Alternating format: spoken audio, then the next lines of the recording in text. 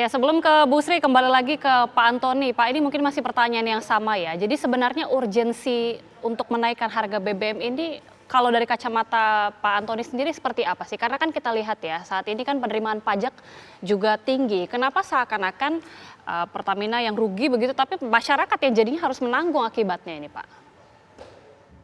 Iya, justru kita dengan kenaikan harga komoditas, ini semua penerimaan negara ini naik. Tadi yang sampai sebutkan itu 500 triliun lebih ya, sampai dengan Juli saja. Dan pasti akan naik untuk di bulan-bulan, masih akan naik di bulan-bulan selanjutnya gitu.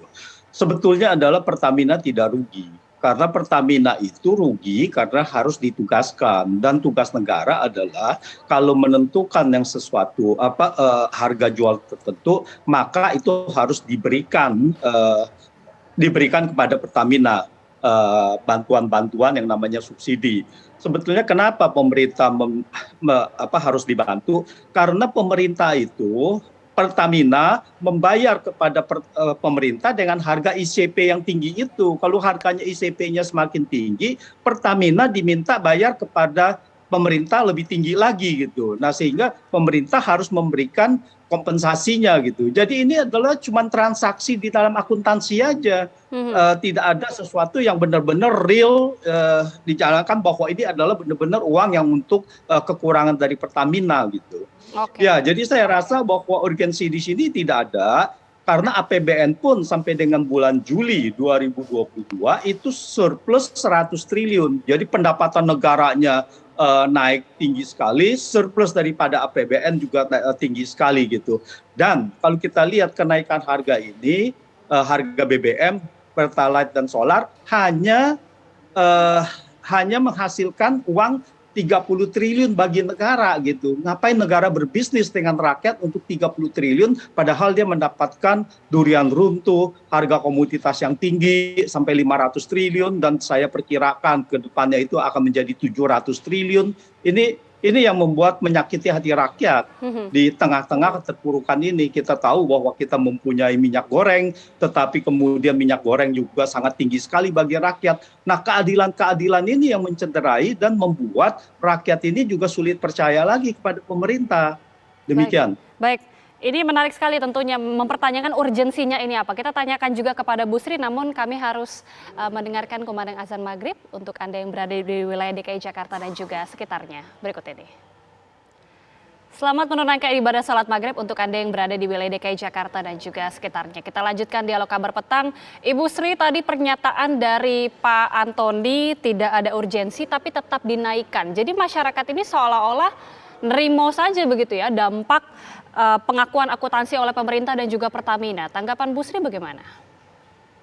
Begini Mbak Agita dan tentunya para Bapak Ibu dan saudara-saudara yang mendengarkan semuanya ya, saya kira begini ya, bahwa katakanlah tadi disampaikan APBN kita surplus ya sampai Juli. Tapi memang kan biasanya pembayaran ataupun kewajiban itu agak di akhir tahun baru mulai muncul gitu ya. Dan saya kira kalau kita berbicara APBN itu kan bukan hanya sampai tahun ini, juga tahun depan. Oleh karena itulah saya kira memang kita harus ingat APBN itu adalah uang rakyat. Dan tentunya kalau ada subsidi sebaiknya memang ke yang lebih yang memerlukannya ya. Dan jangan sampai salah sasaran ya.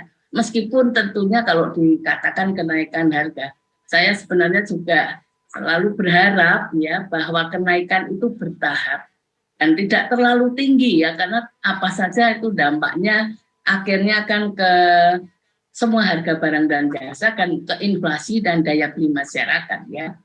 Dan ya tentunya 30% itu terutama untuk Pertalite dan juga solar itu besar sekali ya. Dan tentunya dampaknya ke inflasi juga akan signifikan gitu ya, dan oleh karena itulah itu memang suatu hal yang sudah diambil oleh pemerintah, tapi yang saya harapkan itu adalah agar supaya ini sudah dilakukan benar-benar subsidi yang sudah katakanlah dialihkan tadi benar-benar menyasar kepada masyarakat rakyat yang benar-benar memerlukannya, ya bukan hanya sekedar meningkatkan daya beli, tapi juga saya berharap adalah mereka ini kan kalau BLT dan juga upah itu kan hanya daya beli ya, sementara kan jangan lupa UMKM dunia usaha yang kecil-kecil itu juga terdampak dan mereka produktif ya, dan itu adalah tentunya cukup terpukul juga oleh kenaikan BBM yang akhirnya juga akan ke inflasi. Oleh karena itulah perlu dicarikan solusi bagi mereka karena jumlahnya 60-an juta UMKM di Indonesia dan banyakkan sektor informal dan mereka juga terdampak besar sekali. Itu jumlah UMKM dengan keluarganya pasti mayoritas masyarakat kita. Baik. Terima kasih Ibu Sri Adiningsih dan juga Pak Antoni Budiawan sudah berdialog bersama kami di Kabar Petang. Sehat-sehat selalu.